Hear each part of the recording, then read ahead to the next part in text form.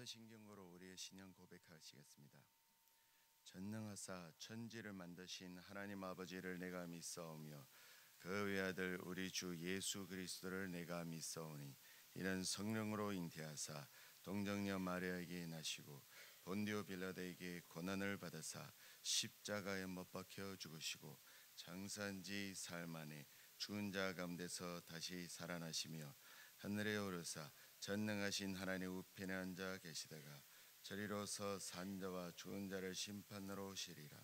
성령을 믿사오며 거룩한 공예와 성도가 서로 교통하는 것과 죄를 사하여 주시는 것과 영원히 사는 것을 믿사옵나이다. 아멘. 찬송가 503장을 함께 부르도록 하겠습니다. 503장.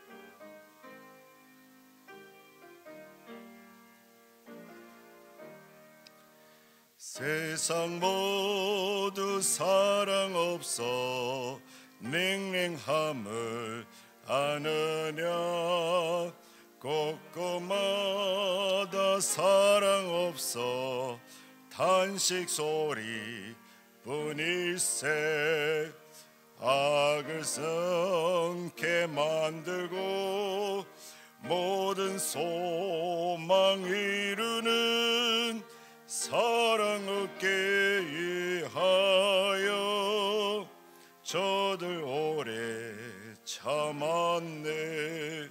사랑 없는 가달게 사랑 없는 가달게 사랑 얻게 위하여 저들 오래 참았네. 곳곳마다 번미 맘은 사랑 없는 연고요 적은 헉에 손을 펴고 사랑받기 원하네. 어떤 이는 고통과 근심 걱정 모르니 사랑 없는 가달게 저들 실망하도다. 사랑 없는 가달게 사랑 없는 가달게 사랑 없는 가달게 저들 실망하도다. 어떤 사람 우상 앞에 복을 빌고 있으며 어떤 사람 자연 앞에 사랑 요구하도다. 먼저 믿는 사람들 예수 사랑 가지고 나타내지 않으면 저들 실망하겠네. 예수 사랑 가지고 예수 사랑 가지고 나타내지 않으면 저들 실망하겠네. 기강에 있는 영혼 사랑받기 원하며 아이들도 소리 질러 사랑받기 원하네.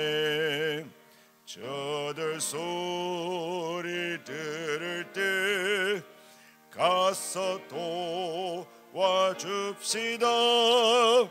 만민 중에 나가서 예수 사랑 전하세.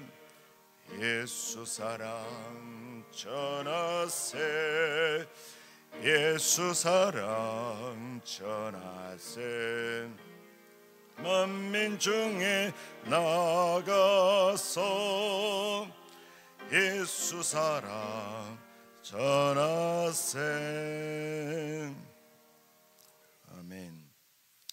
오늘 우리가 함께 나눌 말씀은 욥기 15장 17절부터 35절 말씀입니다.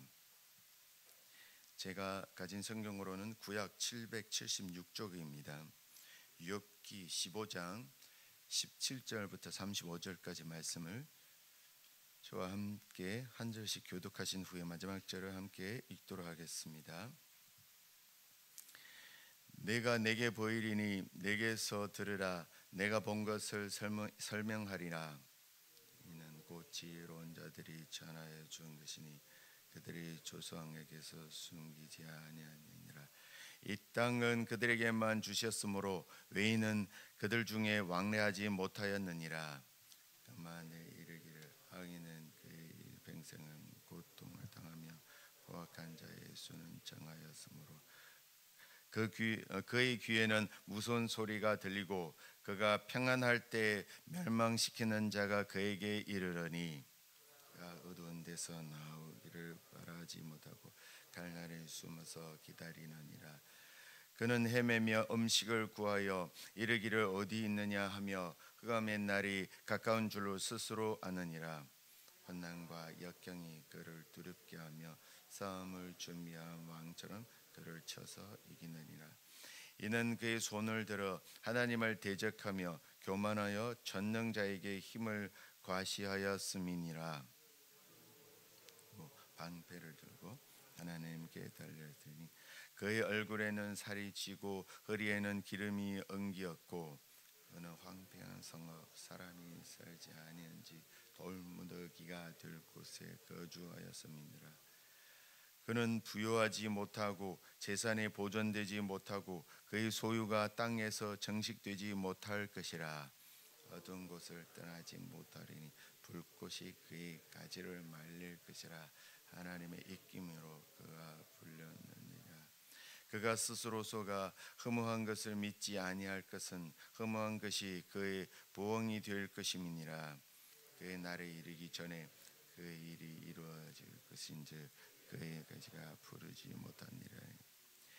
포도 열매가 익기 전에 떨어짐 같고 갈람꽃이 곧 떨어짐 같으니라. 경건하지 못한 무리는 자식을 낳지 못할 것이며 뇌물을 받는 자의 장막을 불탈 것이니라. 다같이 그들은 재난을 잉태하고 죄악을 낳으며 그들의 뱃속에서 속임을 준비하느니라. 아멘. 이른 새벽에 주님의 전에 올라오시면서 9분의 성도님이 1000번째 예물을 드리셨습니다. 이른 새벽에 주님의 전에 모인 저희 가족 여러분들을 진심으로 환영하고 축복합니다. 오늘의 본문 말씀은 엘리바스의 제2차 변론을 다루고 있는 제15장의 시작의 후반부입니다. 여기서의 자기의 끝까지 주장하는 욥을 불경건한 자로 규정하며 정죄하고 인간이 자기를 주장할 수 없는 근거로서 인간 존재의 근원적, 보편적 부패를 강조한 사실을 이곳에서 설명하고 있습니다. 전반부의 1절부터 16절에 이어 악인에 대한 하나님의 철저한 심판 강조를 통하여 욥에게 회개할 것을 강요한 내용을 설명하고 있습니다. 엘리바스는 고난당하는 자와의 대화를 누가 더 지혜로운 자인가의 대결로 이해하고 있습니다. 1절부터 16절에서는 욥의 지혜를 깎아내린 후에 이제 후반부는 엘리바스는 본격적으로 자신의 지혜를 이렇게 뽐내고 있습니다. 그 지혜는 지혜자들 안에서만 온전히 전술되어 왔었고 외부인들에게는 누설된 적이 없다고 이렇게 설명하고 있습니다. 본문 말씀을 보면 엘리바스는 먼저 17절부터 19절에서는 앞으로 말할 자신의 주장이 예로부터 전해 내려온 잘 알려진 지혜임을 강조함으로써 욥으로 하여금 자신의 주장을 경청할 것을 요구하였습니다. 다음으로는 20절부터 24절에서는 지혜 전성에 근거하여 하나님을 대적하는 악인의 삶이 어떠한가에 대하여 말하고 있습니다. 그 말로 저 악인은 일평생 분노 속에서 고통을 당하고 들리는 소식이라고는 두려움의 소식뿐이고 형통한가 싶으면 멸망시키는 자가 임하고 어디에선가 칼이 기다리고 있으므로 흑암에서 벗어나 도망할 희망을 가질 수 없고 환난과 고통이 공격할 준비가 다 된 왕처럼 그를 고통 속에 몰아넣는 삶을 살게 된다는 것입니다. 이어서 25절부터 27절에서는 악인이 필히 환난과 고통이라는 불행한 삶을 살게 되는 원인이 제시하고 있습니다. 즉 손을 들어 하나님을 대적하고 교만한 마음으로 전능자를 배반하며 두터운 방패로 하나님을 치려고 달려들고 심판주 하나님을 두려워하지 않고 무절제하며 방탕한 삶을 살기 때문이라는 것입니다. 한마디로 하나님을 경외하지 않기 때문이라는 것입니다. 마지막으로 지금 28절부터 35절에서는 하나님을 대적하는 악인의 비극적 말로 여러 측면에서 언급하고 있습니다. 즉 악인이 재산은 다 없어지며 그 모습이 마치 가지가 다 타버린 나무와 같고 다시는 움트지 못할 말라빠진 나무와 같으며 포도가 익기도 전에 떨어지고 많은 이 포도나무 꽃이 시들어 열매 맺지 못하는 감람나무 같다는 것입니다. 그리하여 결론적으로는 하나님을 두려워하지 않는 우리는 결실이 없고 장막은 불타며 재난을 잉태하고 죄악만을 낳으니 그들의 뱃속에서는 거짓만 들어있을 뿐이라는 것입니다. 이상의 내용을 볼 때 엘리바스는 두 번째 변론을 대체적으로 그의 첫 번째 변론의 요약이라고 할 수 있습니다. 다만 더 첨가되고 강조되고 있는 것이 있다면 그것은 악한 자들이 겉으로 보기에는 평생 평안하게 사는 것 같지만 사실은 평생 분노 속에서 고통을 받는다는 것입니다. 즉 엘리바스는 두 차례의 변론 모두 전통적이고 기계적인 인과 응보론에 근거하여 욥의 고난이 그의 죄의 결과임을 강조하고 있습니다. 첫 번째 변론이 비교적 부드럽고 또 의인에 대한 상과 악인에 대한 벌을 공평하게 강조하며 욥으로 하여금 고난의 원인이 그의 죄에 있으므로 회개하라고 촉구하고 있는 것과는 달리 이 두 번째 변론에는 어조로 달리하여 강한 어조로 악인의 비참한 생애와 종말을 강조함으로써 친구들의 충고를 거절하고 자기의 의를 거듭 주장하는 욥의 행위가 결국 멸망받을 수밖에 없다는 이런 상황을 설명하고 있습니다. 하나님을 대적하는 악한 행위임을 지적하고 있고 또 회개할 것을 촉구하고 있습니다. 사실 여기서는 엘리바스는 욥을 직접적으로 악인으로 지칭하고 있지는 않지만 그가 말한 악인의 종말에 대한 묘사는 욥이 당면한 이 상황과 거의 일치하고 있다는 점에서 그가 말하는 악인이 욥이라는 것은 굳이 말하지 않아도 명확하게 드러나고 있습니다. 이런 오늘 말씀을 보면서 오늘 말씀 가운데서 17절과 18절을 좀 더 보도록 하겠습니다. 엘리바스는 욥을 향해 겉으로 확신 있게 말하면서 훈계하고 책망할 수 있는 근거가 무엇인지를 여기서 설명하고 있습니다. 이 내용을 통해 우리는 엘리바스의 교훈이 고대로부터 전해져 내려온 권위 있는 전통적 지혜에 입각한 있음을 알 수 있습니다. 그리고 이처럼 전통적 지혜에 의존하는 것은 엘리바스만이 아니라 다른 두 친구들도 마찬가지였습니다. 그들은 마치 전통적인 지혜를 신적 계시와 같이 맹신하였습니다. 사실 오랜 세월 동안의 경험과 통찰을 통하여 축적된 이 전통적인 이 진리는 절대적 진리로 여겨지기 쉽습니다. 왜냐하면 전통적으로 계속 그 경험으로 살아왔기 때문에. 그리하여 사람들은 누가 그러한 전통적 지혜를 거부하거나 그에 반대되는 태도를 취하면 이단자 취급을 하기 일쑤입니다. 그러나 전통적 지혜라는 것이 무엇입니까? 전통적 지혜는 불완전한 인간의 사고와 경험의 산물입니다. 그러므로 전통적인 지혜는 완전한 지혜가 될 수가 없습니다. 즉 그것은 절대적 진리가 될 수 없는 것입니다. 전통적인 지혜에 입각한 욥의 친구들의 현세적 인과응보론적 이 주장의 오류가 이를 잘 반영하고 있습니다. 물론 전통적 지혜 가운데에는 인간이 살아가는 데 꼭 필요한 진리들이 내포되어 있습니다. 하나님께서는 일반 계시로도 하나님의 뜻과 하나님의 속성을 드러내시기 때문에 인간의 통찰과 경험이 축적된 전통적 지혜 가운데에서도 중요한 진리들이 담겨 있는 것입니다. 그러므로 우리는 전통적 지혜에도 소중하게 여기고 존중하는 것이 마땅합니다.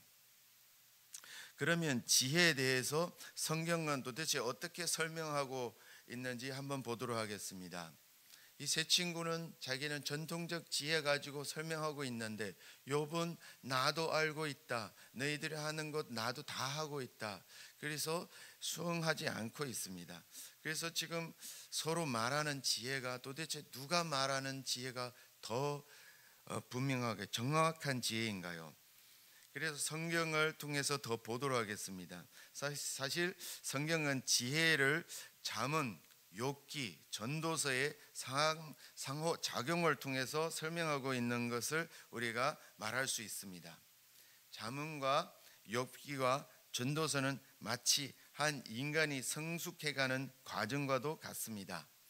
잠언은 입문 단계로서 마치 초, 중, 고 과정처럼 하나님께서 창조하신 세계의 일반적인 현상과 교부문들을 배우는 단계입니다.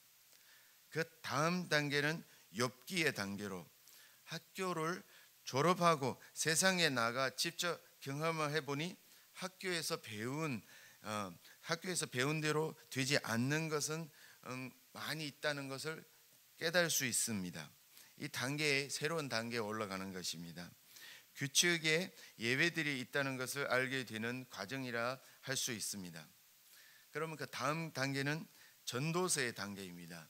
마치 인생을 살아가면서 규범과 예외를 다 경험한 사람이 나중에 일생에 뒤돌아보면 당시에는 예외처럼 보였던 것조차 어느 거대한 규칙의 일부였음을 깨닫게 되는 것입니다.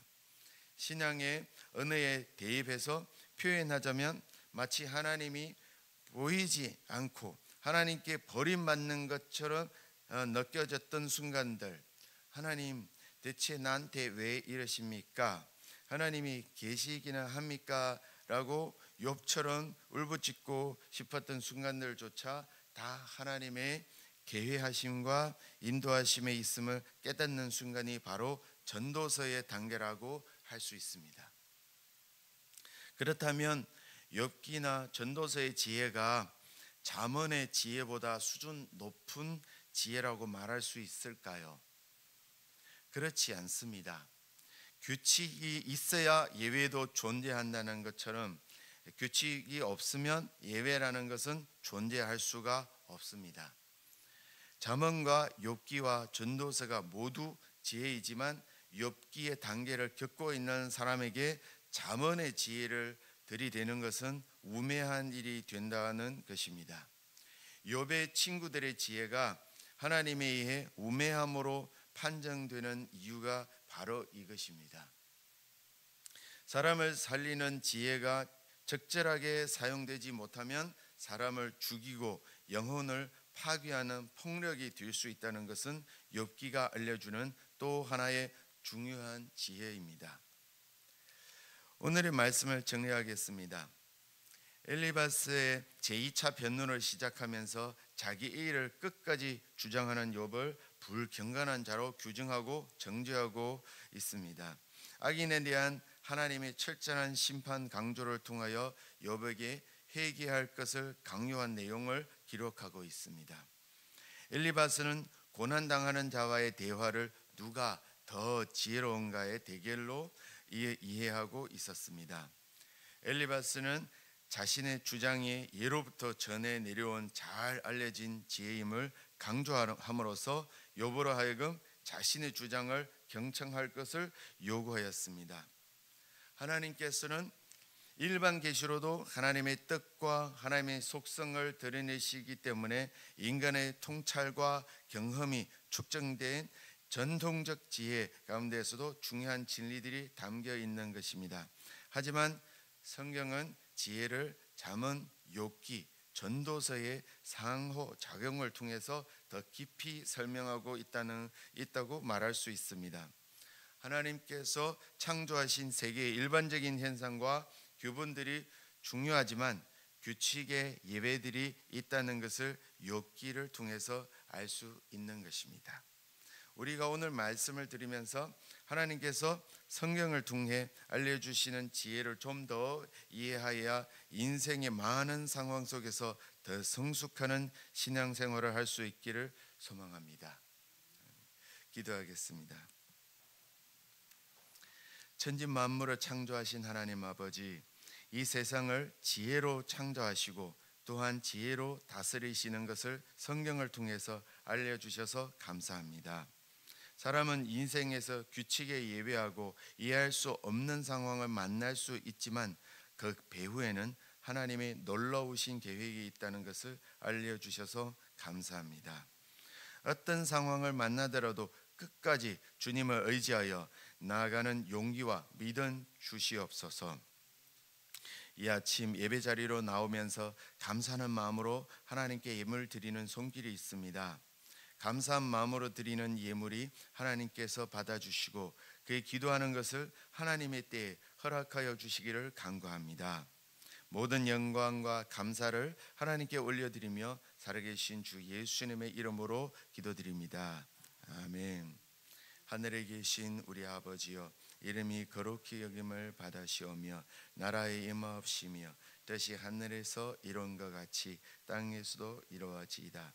오늘날 우리에게 일용할 양식을 주옵시고 우리가 우리에게 죄 지은 자를 사하여 준 것 같이 우리 죄를 사하여 주옵시고 우리를 시험에 들게 하지 마옵시고 다만 악에서 구하옵소서.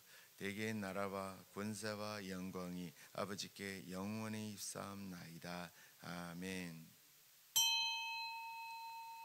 이 시간 함께 기도하기를 원합니다. 먼저 공동체의 기도 제목인 지난 1년 동안 베풀어 주신 하나님의 넘치는 은혜에 풍성한 감사를 드리는 성도들이 되게 하옵소서. 노회 대회를 준비하는 교회 학교 학생들과 교사들을 통해 하나님께 기쁨과 영광이 되게 하소서. 또한 진학과 취업, 결혼, 잉태, 군복무, 해외에 있는 자녀들이 신앙과 앞길을 인도해 주옵소서. 또한 개인의 기도 제목과 말씀을 통해 깨달은 것들을 가지고 함께 기도하도록 하겠습니다. 같이 기도하시겠습니다. 하나님 아버지여,